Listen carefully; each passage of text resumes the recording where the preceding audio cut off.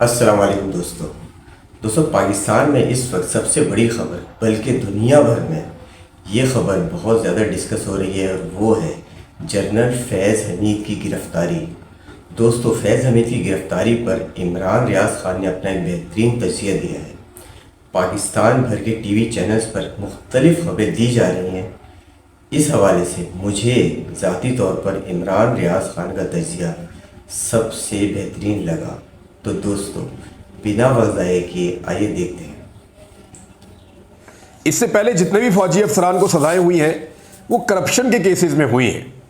उन्होंने 2 नंबरी की, करप्शन की, या उन्होंने गद्दारी की, यानी पाकिस्तान के राज किसी को देने की कोशिश की, या कुछ ऐसे राब्ते किए जो फ़ौज के अंदर इजाज़त नहीं है, या कोई ख़रीदो फ़रोख्त के अंदर किकबैक्स ली। करप्शन के मामलात और फ़ौज के अंदरूनी मामलात, इनकी वजह से कार्रवाइयाँ होती रही हैं। लेकिन कभी भी किसी फ़ौजी जर्नैल को सज़ा उसके हलफ की खिलाफ वर्जी या हलफ से गद्दारी पर नहीं मिली, यानी सियासत में मुदाखलत पर नहीं मिली।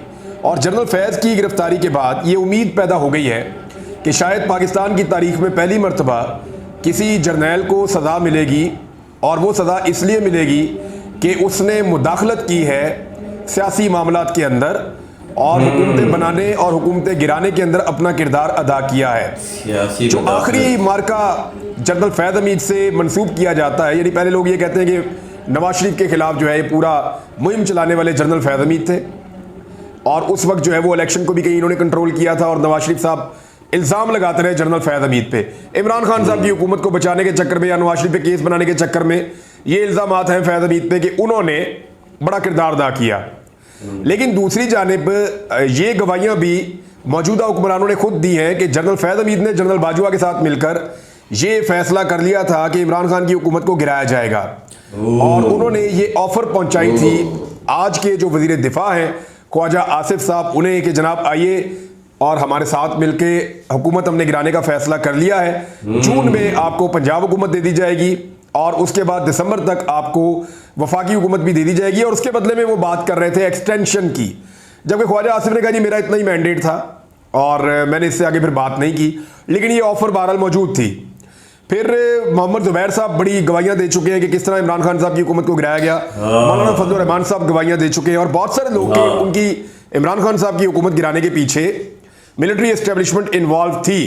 तो जनरल फैज़ हमीद के ऊपर बड़े संगीन इल्ज़ामात हैं और इनके खिलाफ कानून के मुताबिक कार्रवाई होनी चाहिए। और अगर ये कार्रवाई हो गई कि इन्होंने अपने हलफ से गद्दारी की है या अपने हलफ की खिलाफ वर्जी की है, तो ये एक नया रास्ता खुलेगा जो पाकिस्तान को आगे लेकर जाएगा कि किसी भी इदारे के अंदर बैठी हुई किसी भी शख्सियत को ये इख्तियार नहीं है कि वो हुकूमत बनाए या हुकूमत गिराए या हुकूमतों के अंदर मुदाखलत करे या सियासत के अंदर मुदाखलत करे। वो उनका मैंडेट नहीं है, वो उन्हें करना नहीं चाहिए, वो अपनी डोमेन में रहकर अपना काम करें।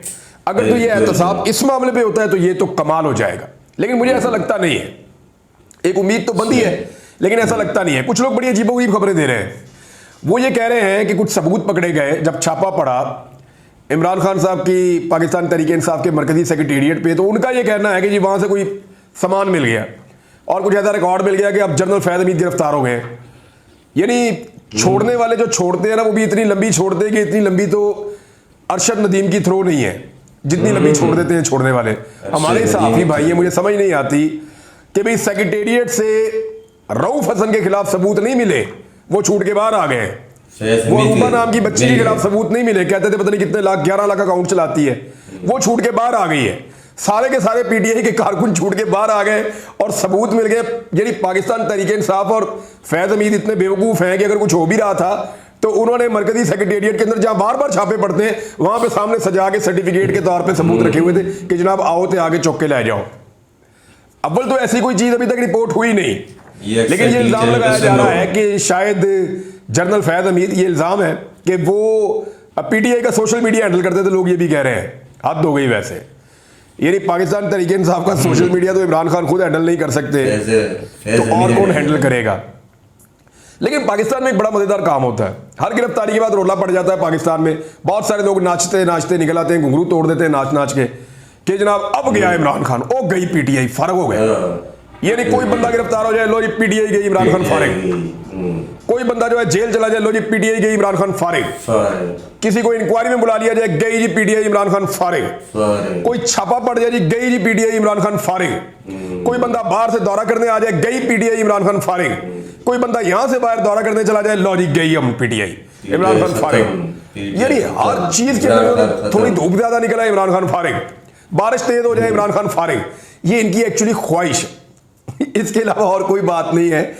ये यानी ऐसी चीजों को फिर आपको सबूत देने पड़ते हैं। आप ये बातें तो कर सकते हैं, इल्जामात तो लगा सकते हैं, लेकिन आपको सबूत देने पड़ते हैं। ये बात बड़ी वाज़ेह है कि जनरल फैज़ हमीद ने बड़ी मुदाखलत की है सियासत में और सहाफत में, लेकिन क्या ये मुदाखलत बंद हो चुकी है? मेरा सवाल ये है, अगर तो ये मुदाखलत आज बंद हो चुकी है तो फिर इस मामले पे फैज़ हमीद को सजा होनी चाहिए और आइंदा बाकियों को भी होनी चाहिए। ये रास्ता खुलना चाहिए, सियासतदानों को चाहिए कि ये रास्ता खोलें कि एहतसाब किया जाए उन लोगों का जो सियासत में मुदाखलत करके अपने हलफ की खिलाफ वर्जी करते हैं। देखिए, ये हर चीज के ऊपर इमरान खान को क्यों लाके जोड़ देते हैं? कभी आपने इस पे गौर किया है? हाँ, सही है। बहुत सारे सहाफी जो बारीक वारदातें भी डाल रहे हैं। हाँ, उन्हें गुस्सा है जनरल फैज़ हमीद पे, उन्होंने जनरल फैज़ हमीद ने उनके प्रोग्राम बंद करवाए हुए थे। हामिद मीर साहब का प्रोग्राम किसने बंद करवाया था? जनरल फैज़ हमीद ने बंद करवाया था। मैं पहले कह चुका हूं। Breaking news. तो उन्होंने प्रोग्राम बंद करवाए थे, सहाफियों को तंग किया था अपनी मुताबिक कि वो जर्नलिज्म चाहते थे। मैं भी 2 साल से नौकरी नहीं कर रहा, जनरल फैज़ हमीद तो नहीं है ना। मेरे चैनल के मालिकान ने मुझे कहा जी हमें बहुत दबाव आ गया एस्टेब्लिशमेंट का, आपको नहीं रख सकते हम नौकरी पे, हमें एनओसी चाहिए होगा उनसे, आप ला सकते हैं? मैंने कहा जी मैं तो नहीं ला सकता। तो मुदाखलत तो आज भी हो रही है। तो मेरा नहीं ख्याल कि मुदाखलत के ऊपर किसी किस्म का एक्शन लिया जाएगा, क्योंकि मुदाखलत पे जब एक्शन लिया जाएगा फिर ये सिलसिला रुकेगा नहीं, फिर कोई मुदाखलत नहीं कर सकेगा। लिहाजा ये मुझे ऐसा लगता है कि ये करप्शन के मामला करेंगे और इसमें से कुछ ज़्यादा ऐसा लगता है कि निकलेगा नहीं। लेकिन कोशिश तो होती है हर चीज़ में इमरान खान को घसीटा जाए, देखते हैं घसीट सकते हैं या नहीं, या कोई ऐसे शवाहिद मौजूद हैं या नहीं है। अगर तो है तो ये सिलसिला बिल्कुल शुरू होना चाहिए, लेकिन ख्वाजा आसिफ का इंटरव्यू भी होना चाहिए, मोहम्मद जुबैर का भी होना चाहिए, और उसके साथ साथ फिर मौलाना फजल रहमान साहब का और दीगर का भी होना चाहिए। अब ये करते क्यों, इमरान खान को जोड़ते क्यों हर चीज़ में? इसके ऊपर आप गौर कीजिए। वो इसलिए जोड़ते हैं ताकि अवाम की तवज्जो महंगाई से हटाई जाए, मीडिया के ऊपर महंगाई के ऊपर बात ना हो, बढ़ती हुई बेरोजगारी और गिरती हुई मईशत के ऊपर बात ना हो, खारजा और दाखिला पॉलिसियों की जो नाकामी है उसके ऊपर बात ना हो। भैया रिटायर्ड जर्नल गिरफ्तार हुआ है और अच्छा हुआ गिरफ्तार हुआ। फौज का एक निज़ाम है, उस निज़ाम के तहत सजा होती है, जजा होती है, तो अच्छा सजा भी होनी चाहिए, जजा भी होनी चाहिए। वो कसूरवार है तो बिल्कुल उसको पूरी सजा मिलनी चाहिए।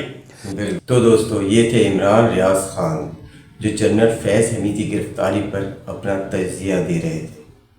दोस्तों, एक और नई रिएक्शन वीडियो के साथ इंशाअल्लाह जल्द हाजिर होंगे। जब तक के लिए इजाज़त दीजिए। अल्लाह हाफ़िज़।